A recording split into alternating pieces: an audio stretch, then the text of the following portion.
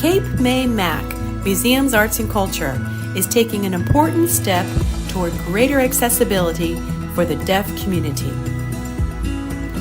New trolley and walking tours are now available with an American Sign Language interpreter on select dates throughout the year.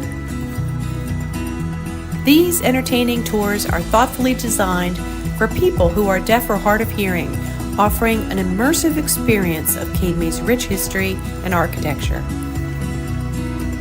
To explore more, see the contact information at the end of this video. Cape May MAC is the leading tourism organization in Cape May and promotes the preservation, interpretation, and cultural enrichment of the Cape May region for its residents and visitors.